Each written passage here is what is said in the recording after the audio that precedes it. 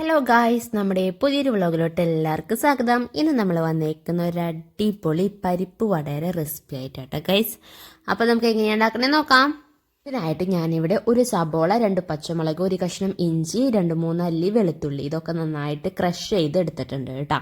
ഇനി നമ്മൾ പരിപ്പ് ഓൾറെഡി കുതിർക്കാനായിട്ട് വെച്ചിട്ടുണ്ടായിരുന്നു. അത് നല്ലപോലെ കഴുകി വൃത്തിയാക്കിയിട്ട് ഒരു മിക്സിയുടെ ജാറിലോട്ട് വെള്ളം ഊറ്റിയിട്ട് പരിപ്പ് മാത്രമായിട്ട് ഇട്ട് കൊടുക്കാം. നമ്മൾ നല്ലപോലെ വെള്ളം ഊറ്റിയിട്ട് പരിപ്പ് ദേ മിക്സിയുടെ ജാറിൽ ഇട്ട് കൊടുത്തിട്ട് അതൊന്ന് ജസ്റ്റ് ഒന്ന് കറക്കി എടുത്തിട്ടുണ്ട് കേട്ടോ. നന്നായി പേസ്റ്റ് പോലെ ആക്കണ്ട. ഇനി നമുക്കതിലേക്ക് ആവശ്യത്തിനുള്ള മഞ്ഞൾപ്പൊടി, പിന്നെ നേരത്തെ ക്രഷ് ചെയ്ത് വെച്ചേക്കുന്ന സബോള, ഇഞ്ചി, പച്ചമുളക്, വെളുത്തുള്ളി ഇതൊക്കെ കൂടി ചേർത്ത് കൊടുക്കുന്നുണ്ട്. പിന്നെ അതിലേക്ക് കറിവേപ്പിലയും കൂടെ ചേർത്ത് കൊടുക്കുന്നുണ്ട് കേട്ടോ എക്സ്ട്രാ ആയിട്ട്. ഇനി ഇതിലേക്ക് ആവശ്യത്തിനുള്ള ഉപ്പും കൂടെ നമുക്ക് ചേർത്ത് കൊടുക്കാം. ഇതും കൂടെ ചേർത്തിട്ട് നല്ലതുപോലെ കൈകൊണ്ട് ഇളക്കി മിക്സ് ആക്കാം കേട്ടോ. അതിനുശേഷം നമ്മൾ കയ്യിൽ ഇതുപോലെ റൗണ്ടിലാക്കിയിട്ട് പരിപ്പ് വടയുടെ ഏകദേശം ഷേപ്പിലാക്കിയിട്ട് നമുക്ക് നല്ല വെളിച്ചെണ്ണയിൽ, ചൂടുള്ള വെളിച്ചെണ്ണയിൽ നമുക്ക് വറുത്ത് കോരാം കേട്ടോ.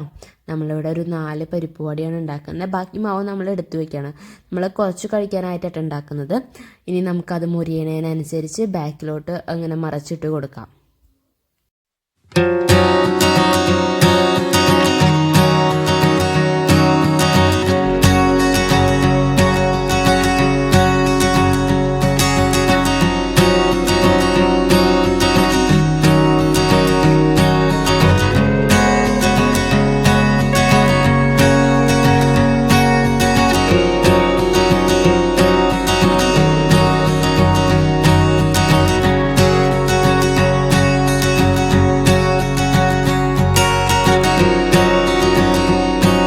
അപ്പോൾ ഗൈസ്, നമ്മുടെ ഒരു അടിപൊളി കറുമുറ നന്നായി മുരിഞ്ഞ പരിപ്പ് വട ഇവിടെ റെഡി ആയിട്ടുണ്ട് കേട്ടോ. വളരെ പെട്ടെന്ന് തന്നെ ഉണ്ടാക്കാൻ പറ്റിയ റെസിപ്പിയാണ്.